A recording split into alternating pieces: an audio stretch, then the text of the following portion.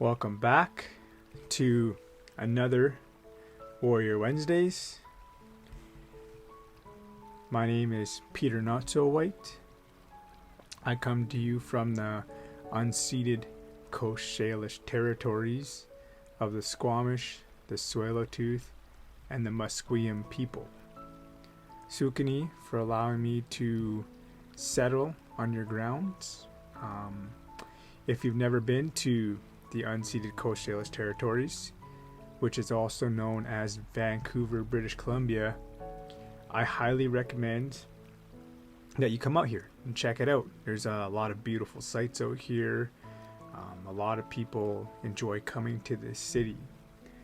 And today, I kind of want to touch on trauma and something I've been recently doing myself to overcome. As some of you know, I reread the book The Magic, and I forgot all about this step. One of the steps in the book talks about having gratitude and how to use gratitude on how to get over traumatic events. And being Indigenous, you are basically born into trauma. And yes, there are people who are not Indigenous that are also born into trauma. You know, I'm not saying that just because you're not Indigenous, you're not going to be brought into trauma, born into it. But for Indigenous people, it's 10 out of 10 times you are born into it somehow, some way, through colonization, through colonialism, through residential schools, through 60s scoop, through decades and decades of attempts of genocide, and it's just common now. It shouldn't be a common thing, but it is a common thing in the Indigenous community to have trauma, to have to get the strength to grow through that trauma. And one of these things that I read in The Magic, when I reread it, something just clicked, and I was like, wow, that is pretty powerful. And then I actually used it the next day, and I've been using it off and on for the last 2 weeks. I've been doing it. I did it steady for the first 5 days in a row, and then I've been doing it every other day now to help myself heal through certain situations. And what it talks about in the book, it talks about using gratitude. So let's say you have a very, very traumatic event, and I'm just going to use one of my own events to just give you a little bit better of a context on how to use it. You can use it on anything, but one of the things I actually personally wrote about was, as some of you know, as soon as I basically left the hospital, I was adopted out because my family struggles with their addictions. And I recently lost my father, I talked about it before, to COVID. And he was still heavily into his addictions of alcohol. He didn't use drugs per se. He just liked to drink. He liked to drink how I used to like to drink.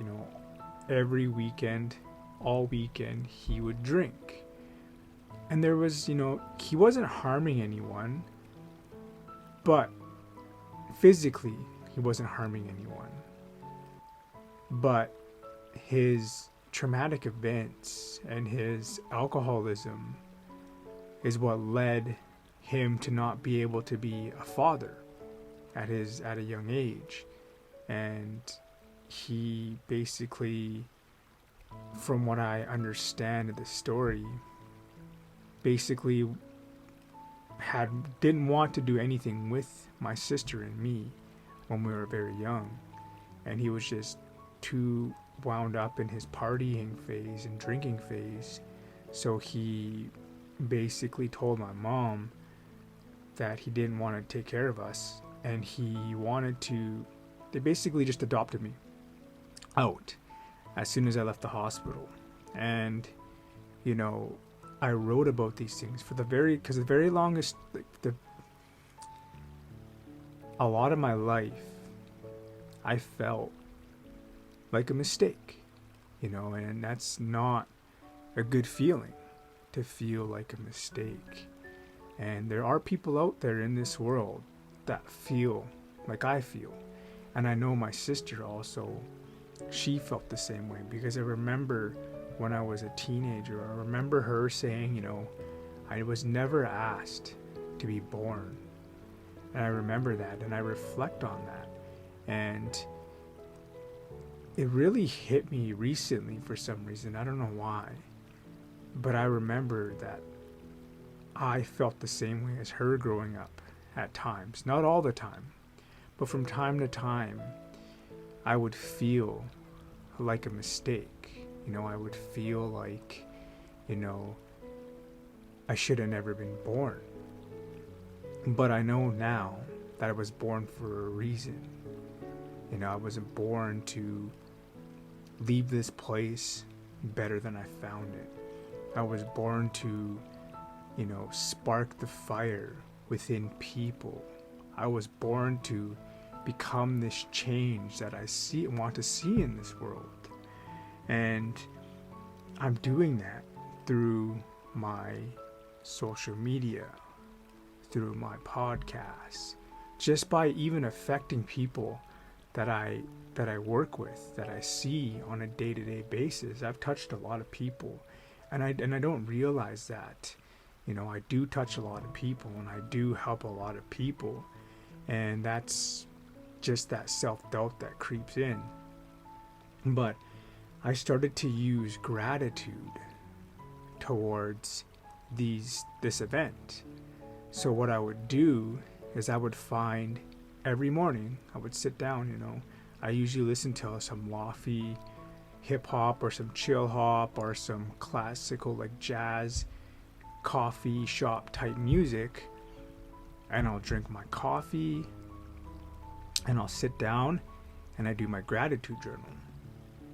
So what I've been doing in my gratitude journal is I've been sitting there writing 10 things that I thought were bad, but I have to find 10 things that I'm grateful for those situations.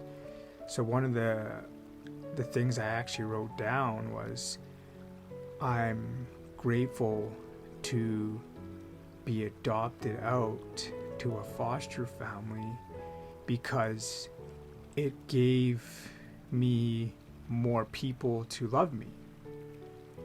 More people in my life that love me for who I am, right? And that's looking at the brighter sides of things, because most people tend to look at the negative things instead of focusing on the good things, because there always is a good thing in every situation, no matter what it is. And another thing I was thankful for growing up in a foster family was I had 2 moms to love me. I had 2 mothers that showed me unconditional love. And that's one thing that would have never happened if I wasn't adopted out. Another thing was I was very, very blessed to be adopted out as a little boy, to give me more gratitude as an adult, to show myself what I don't want to do for my future children, how I don't want my kids to grow up in a certain environment. I want to break that cycle. And that's another thing I was grateful for. And that's the thing. You just have to look for the brighter side in things. And when I started to do that in other situations, it was actually allowing me to heal from it, because I started to create a new story about those situations. I was starting to attach new emotions, and nothing in life ever has a meaning until we attach an emotion to it. Nothing. Just think about it. Think back in your life to a situation. It could have meant anything, but we attached a certain emotion to that event, which then led to the story of that. So if you go back to that story, which is good that you can edit stories, right? Well, that's all you're going to do, is you're going to edit it and attach a new emotion, which is gratitude. And when you start attaching a gratitude to things, it allows you to heal. It allows you to see the light in the dark. It's like, say you're out in the wilderness and it's just pitch black, and then all of a sudden you look up, and when you look up, you see all these beautiful stars. And you wouldn't be able to see these stars if you weren't in the pitch black wilderness. Because sometimes, depending on what city you live in, that city light, even though it's nighttime, will affect that. And it won't allow you to see the full beauty of stars. And if you've never been able to witness stars and darkness, I highly recommend that you find a place away from a city on a nice clear night. Go out, make a little trip of it, and look up and just enjoy the stars. It's a very calming thing to do. And you couldn't see it if you didn't stop and look up. If you were just focusing on everything in front of you that you could see at eye level, oh, it's too dark, I can't see anything, I'm scared, it's dark. Instead of just looking up and being like, wow, life is amazing, this is beautiful. It's all on what we attach that emotion to that situation. So I guarantee that you have some situations in your life that you can use this technique to heal yourself. Sit down in the morning. Gratitude is so powerful to start your morning off with. It's one of my favorite things to do in the morning, other than meditate. Meditation is one of my other things I love to do in the morning. But I love meditating and then getting up and drinking my coffee and writing gratitude. So if you have not incorporated a gratitude journal in your life, I highly recommend that you go to the dollar store, search Amazon, and just find a journal and start to write down these events, these traumatic events that happened in your life, and start to find things that made you stronger, wiser, these things that we can look on the brighter side to. And when you go back, what you're supposed to do after you write these events out, you have to go back and reread them to yourself. And as I'm reading them to myself, I'll drink my coffee, because coffee is another form of antidepressants. It boosts our emotions. It gives us that that happiness feeling. So when I'm tying my coffee with my gratitude, it's tenfolding that feeling, right? And that's why I do it when I have my coffee. And you're supposed to go back and read it. And then at the end of it, you're supposed to say, thank you, thank you, thank you to yourself 3 times. And just ponder on that for a couple seconds. And then you move on to the next one. And then you read that one to yourself. And then you ponder on that one until eventually you finish, your 5 to 10 things that you've written out to yourself. And when you start incorporating that every day to your life, it is very, very powerful. So I challenge you for this next week until our next podcast episode to write out traumatic events and find things that you're grateful that they happened for, and start to see how you're going to heal from those events. So with that, I'm going to jump off this one. Have an amazing week. Thank you for tuning in. Sukani Dagas on Winnegate.